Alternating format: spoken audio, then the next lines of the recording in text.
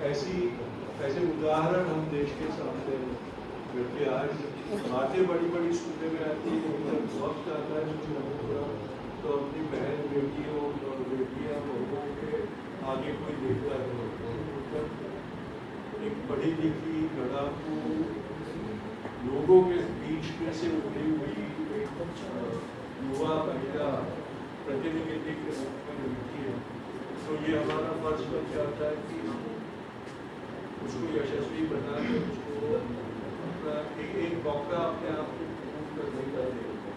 तो इसलिए मुझे लगता है कि ये इम्तिहान दिव्या का नहीं है, वो सफल होती है ये इस चुनाव क्षेत्र का इम्तिहान है कि वो कितना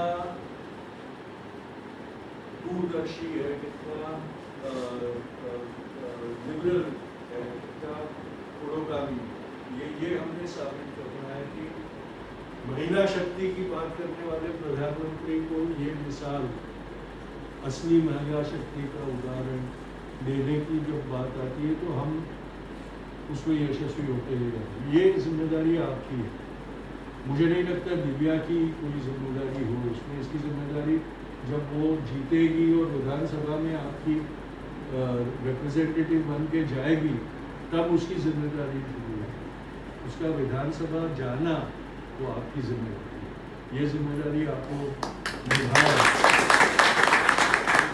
आप इस रूम में बैठे हुए लोगों से ये चुनाव अगर सिर्फ वोट के नज़र से देखा जाए तो कोई फर्क नहीं पड़ेगा, लेकिन आपकी जो क्षमता है समाज में एक राय बनाने की, आपकी जो ताकत है, उस ताकत की ज़रूरत भी है कि आप जाके 100,000 लोगों में ये बात उतनी कन्विंस कर सके कि वो इसके लिए काम करे, इसको मत दे।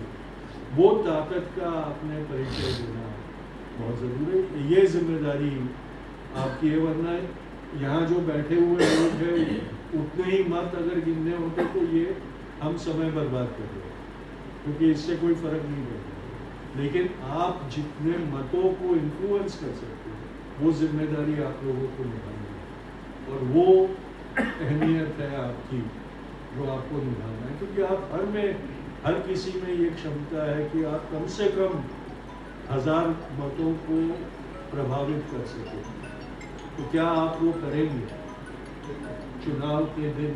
और ये चुनाव इसलिए महत्वपूर्ण है कि इस चुनाव के अब तक जो चुनाव हुए हैं उसमें मतदान के बाद में चोरी की गई। इस बार मतदान के पहले ही डाका डाल दिया गया। इसलिए ये बहुत ज़रूरी है कि नागरिक इन मंसूबों को हराए अपनी ताकत से, और भारत के नागरिकों में ये क्षमता है। हमने इमरजेंसी के वक्त भी तब जिस सरकार के बारे में ये माना जाता था कि कोई पर्याय नहीं है, उस सरकार को भी उसके घुटनों पर हमने गिरा दिया था नागरिक ताकत से, शक्ति से। ये हमने भूलना नहीं चाहिए और ये काम हमने करना है। कांग्रेस के मेरे साथियों से मैं यही कहूँगा,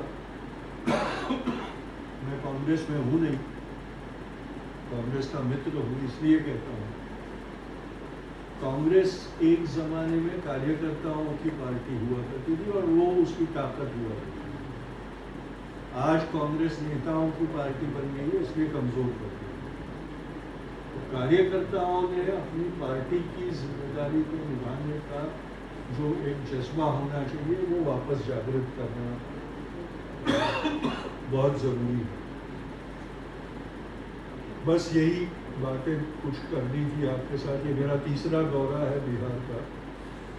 इसके पहले एक प्रेपरेटरी मीटिंग में आया था और 2 बिहार के कई जिलों में से कितने, शायद भाई 16 जिले हुए, 18 जिले, 18 जिलों में मैंने 2 बार यात्रा की है। बचे जो इलाके हैं उन क्षेत्रों में आने वाले 8 दिन मैं यात्रा करूँगा और वहाँ जो प्रत्याशी है उनके साथ प्रचार के लिए जाऊँगा। पर मेरा जो प्रचार है वो पार्टी तक सीमित नहीं है। मेरा जो प्रचार है वो हमारे जनतंत्र, हमारे लोकतंत्र के लिए मैं प्रचार करूँगा।